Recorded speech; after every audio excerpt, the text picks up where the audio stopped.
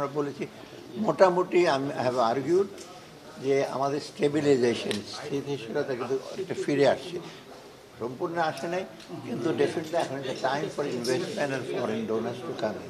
আপনি দেখবেন foreign exchange রেটটা আগের মতো উঠানামা করছে না।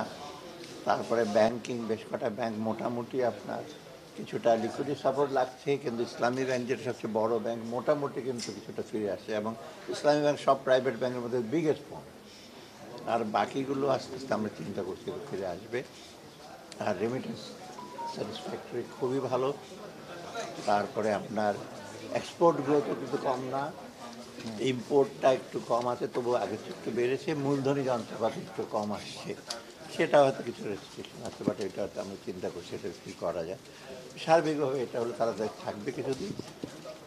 আমরা আমাদের দিক থেকে বলেছি যে whatever measure we take, আমরা এমন দেব যেটা ভবিষ্যতে বাংলাদেশের জন্য মঙ্গলজনক হয়। আমরা এমন কিছু নেব না যে হঠাৎ করে নিজেদের হুইমসে, যাতে আগামী সরকার যেই আসুক তারা যেন এটা ফলো করে, যে আমরা যেটা করব অত্যন্ত বিবেচনা করে এবং সহজে ভেবে চিনতে আমরা নেব, এবং সেটা তারা কনভিন্স, তারা কতটা টার্গেট দেবে সেটা দেবে, সবগুলো আমরা করতে পারবো কি না করবো সেটা অন্য ব্যাপার, কিন্তু আমি আশা করি যে তারা দেবে বাংলাদেশের অর্থনৈতিক উন্নয়নের জন্য।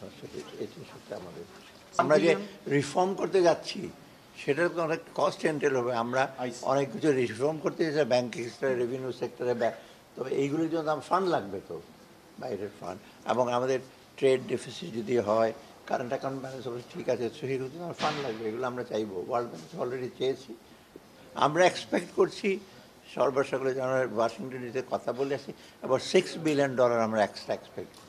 World bank, IMF, opaque fund সব মিলে যে ওয়াশিংটনে আমরা এই কথাবার্তা বলে আসি, আমরা একটা বল পার্ক ফিগার যে $6 বিলিয়ন আমরা